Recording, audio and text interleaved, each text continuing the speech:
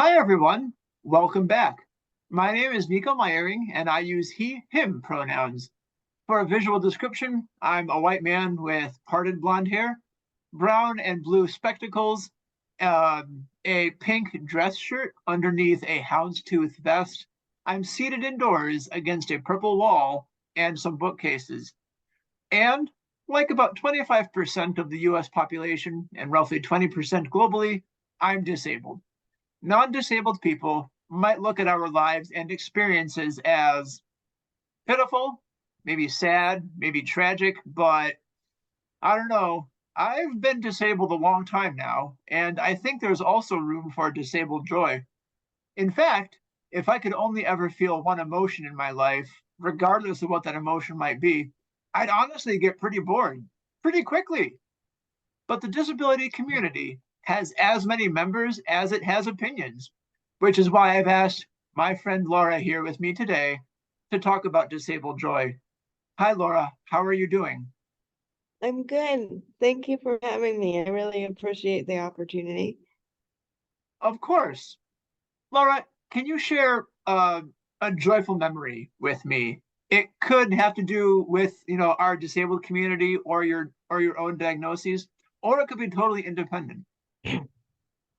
Yes, I graduated with my master's degree in 2019 after having a chronic illness for 7 years and being in grad school for almost 9 years, but I had to take off of school for almost 7 years Yeah. because of my chronic illness. And so having my degree after having my bachelor's is very important to me because I was almost dying of malnutrition from my chronic illness, and I have recovered enough to be able to use my degree. And that is one of the biggest things that I think I've ever accomplished. Laura, thank you so much. As someone who also got his graduate degree, I really celebrate that accomplishment. I know that the workload to get your grad degree is not always like disability friendly, let's say. And I'm so glad that you were able to recover from malnutrition, to find, a better footing with your food, and that you're managing to feel better. And especially that you're using your degree. That's remarkable. Thank you. Thank you very much. Yeah, of course. I it also sounds like your disability or your diagnoses do sometimes interfere or impact with your Yes, they ability do. to Yes. pursue your own joy, to pursue that happiness. Can you talk Mm-hmm. more about that? Um, it has gotten a lot better, but I do have POTS, which is a form of dysautonomia, which means my symptoms flare, they go up, they go down, and I am still a consultant and I am still looking for clients around. I'm now a functional nutritionist. So I'm doing a lot of nutritional work and I'm trying to get more clients. So, and I do this because I struggled with my own malnutrition and I wanted to help the chronic illness community. So that gives me some flexibility to work on my own schedule and do those sorts of things. So I'm looking for more of that, but I recently got certified in that, which is also a win. So I'm excited about that because I said when I was going through this that if I could help other people, if I could get out of it enough to help other people, that I would find a program to allow me to do that. And then I did. So I'm also happy about that. As you should be. That's fantastic to hear. Uh, Thank you. yeah, my wife actually has POTS herself, so I have seen kind of what that daily life is like. And you say your Wow. symptoms go up and down, and I'm thinking of like Yes. how your blood pressure and your heart rate also goes up and down as you go up Yes, it does. It does. and Yeah. it's bonkers. All right, thank you, Laura.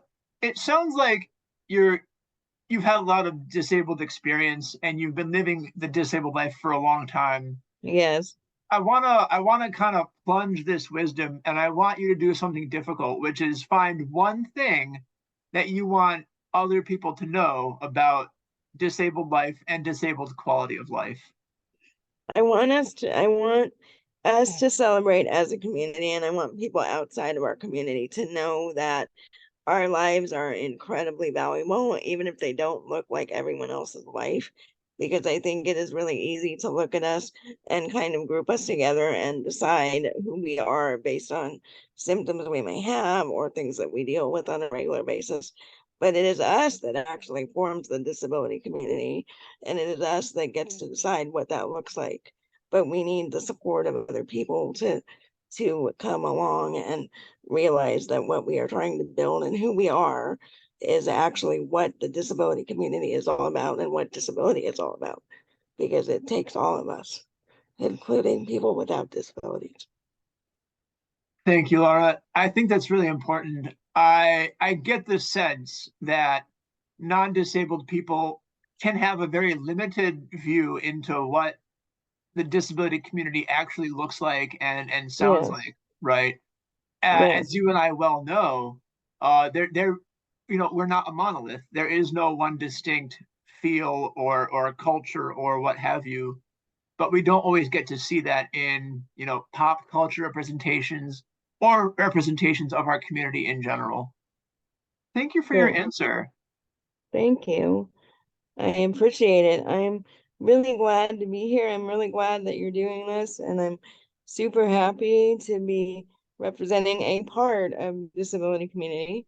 And there's so many more of us who are very similar and also different. So we all need to celebrate each other, dependent whether we have disabilities or not. And so I'm hoping I can just add my voice there. And I'm looking forward to other people that you talk to and learning from them as well. Thank you. Yeah, I've had some very great conversations so far. I'm sure I'll have other great conversations in the future. So I kind of see it as a joy for myself, right, Hmm. to be able to facilitate these conversations. Ultimately, I'm just the guy who had the idea and the time to do this, but I think that Hmm. pretty much anybody could do something similar. I want to kind of come to my last planned question, and it's something that you've actually already touched on. In your previous answer, Laura, you said that it takes all of us to celebrate wins and that Yes. you want to celebrate everybody else's wins. So, with that in mind, I know you've shared some recent victories with me already, but are there any other recent wins that you have that we can help celebrate alongside you? Or if I not, where can people find you online? What cool stuff are you involved in?